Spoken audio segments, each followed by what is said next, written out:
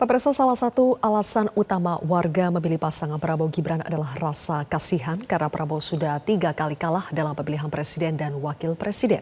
Selain itu ditemukan juga ada pengkondisian dan pengarahan dari perangkat desa agar warga memilih paslon tertentu.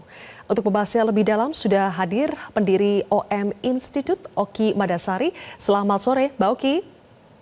Sore, Zilvia. Baik, Mbak Oki, jadi OM Institute mengumpulkan data alasan warga memilih paslon tertentu sejak 1 minggu sebelum pencoblosan sampai sehari setelah pencoblosan ya. Boleh kami tahu dulu pengumpulan datanya ini dilakukan secara apa, Mbak? Ya, sebelumnya saya jelaskan dulu OM Institute dan OM Omong-Omong Media itu lembaga yang kami dirikan, saya dirikan, dan ini adalah sebuah lembaga yang berfokus pada produksi pengetahuan. Jadi kegiatan pemantauan pemilu ini merupakan bagian riset kami untuk nanti dipublikasikan berdasarkan metodologi dan analisis ilmiah. Jadi kami lembaga independen yang tidak ada hubungannya dengan paslon manapun. Dalam riset pemantauan pemilu ini kami menggunakan pendekatan kualitatif. Ini merupakan riset kualitatif, jadi yang dilakukan adalah dengan mengamati, wawancara, mendokumentasikan baik itu rekaman suara, foto, video, lalu kemudian kita analisis apa yang terjadi di lingkungan-lingkungan di TPS-TPS itu. Kami melakukan pemantauan sejak seminggu sebelum hari H dan pemantauan intensif itu H-2 sampai dengan H+1 dari pencoblosan. Daerah pemantauan kami di 6 provinsi yang terdiri dari 17 kabupaten kota. Jadi provinsi itu melingkupi Jabodetabek, Jawa Tengah, Jawa Timur, Madura, juga termasuk Bali, Sulawesi Selatan, dan ada juga laporan yang datang dari Sulawesi Tenggara.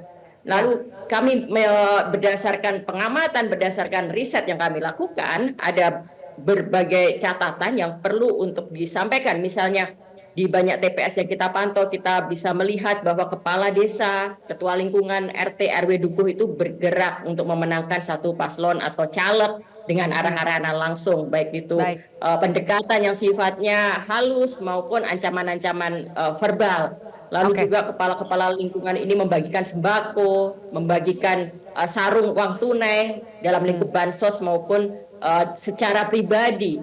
Lalu juga di beberapa pesantren itu ada fakta, ada bukti bagaimana kepala pesantren mengarahkan santri-santri untuk memberikan suara pada paslon tertentu dengan misalnya imbalan uang yang nilainya mulai dari ratusan ribu hingga 1 juta. Nah itu fakta-fakta bagaimana yang namanya kecurangan atau ketidakwajaran itu tidak hanya terjadi dalam pelaksanaan di TPS, tapi juga sudah dilakukan sebelumnya. Lalu kalau tadi pertanyaan Zilvia soal alasan orang untuk memilih, nah ini juga menarik. Kita menemukan alasan orang untuk memilih paslon nomor 02 itu yang pertama adalah kasihan, karena sudah berulang kali kalah dalam pemilu.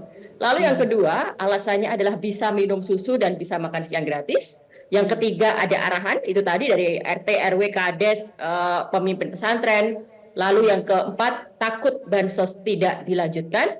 Dan yang kelima adalah anak Jokowi. Jadi ternyata kehadiran Gibran sebagai anak Jokowi itu sangat berpengaruh dalam kemenangan paslon 02. Baik, Mbak Oki, apakah dalam metode kualitatif wawancara yang dilakukan oleh OM Institute ini, pertanyaan utama yang diajukan memang apa alasan untuk memilih paslon 02? Apakah itu pertanyaan utama yang diajukan?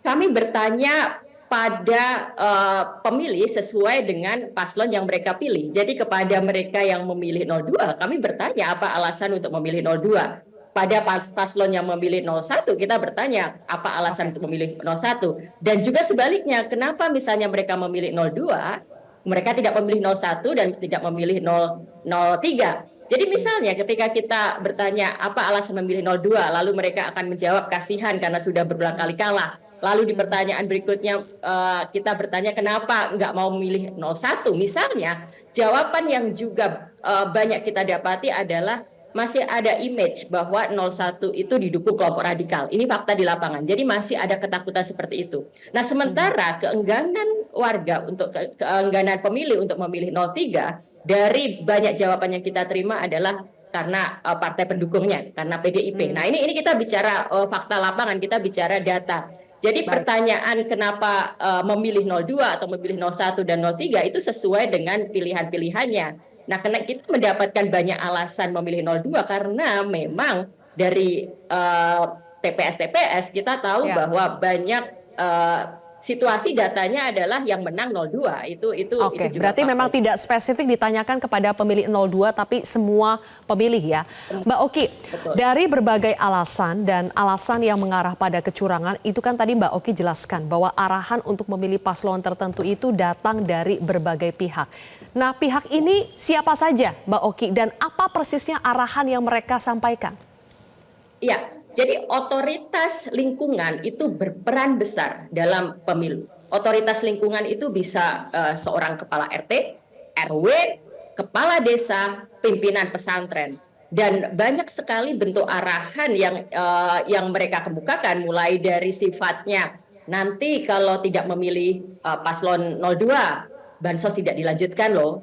Nanti kalau memilih 02, makan siang gratis atau susu gratis. Nah, itu dalam bentuk yang paling halus seperti itu. Ada juga misalnya hal-hal yang sifatnya langsung berupa kalau milih 02 nanti, jadi ada metode yang lucu nih di lapangan. Jadi Ya. ada orang diberi uang baru separuhnya. Kalau nanti bisa menunjukkan bahwa dia memang memilih paslon tertentu, maka sisa uangnya baru akan diberikan setelah dia selesai mencoblos dan menunjukkan bahwa Jadi di dia DP dulu ya Mbak Oki?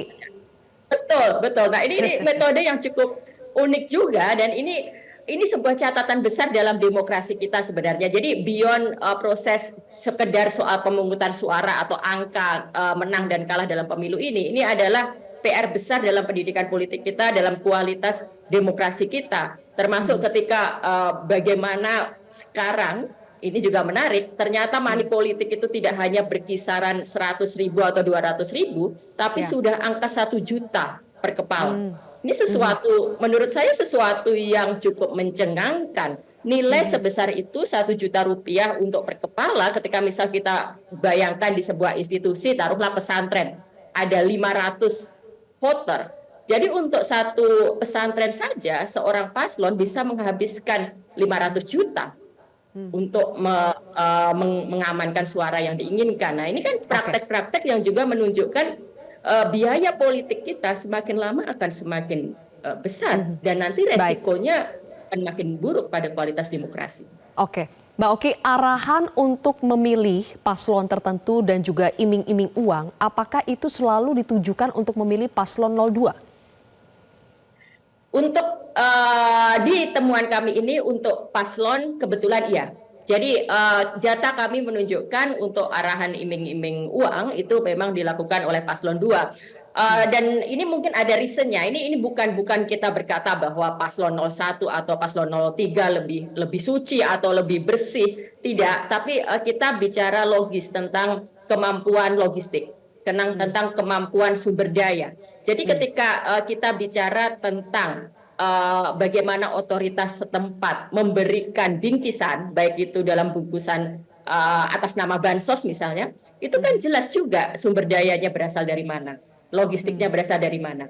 Jadi memang faktanya untuk money politik yang kita temukan, iming-iming yang kita temukan itu berasal dari paslon 02. Sementara kalau untuk caleg beragam. Kita bisa katakan bahwa semua partai itu di level daerah banyak yang melakukan itu. Oke, Mbak Oki, betulkah untuk caleg itu juga ada temuan bahwa ada rate-nya untuk masing-masing tingkatan? Caleg DPRD Kabupaten Kota beda, harganya yang provinsi beda, yang pusat juga beda? Ya itu logis aja ya, itu logis dalam arti pertama adalah kemampuan masing-masing calon. Tentu saja yang DPR RI logistiknya lebih besar kebanyakan daripada yang di DPRD, dan juga soal jangkauan dan kompetisi kan. Kalau di level DPR RI kompetisinya lebih besar lagi, dia harus memenangkan lebih banyak suara lagi, dia harus berkompetisi dengan lebih banyak orang. Jadi level-level berapa besarnya uang itu jelas berbeda. Dalam paslon sendiri aja ternyata di daerah tertentu ada yang hanya kisaran 100-200 ribu, tapi di tempat-tempat tertentu ada yang 1 juta. Jadi memang sangat beragam.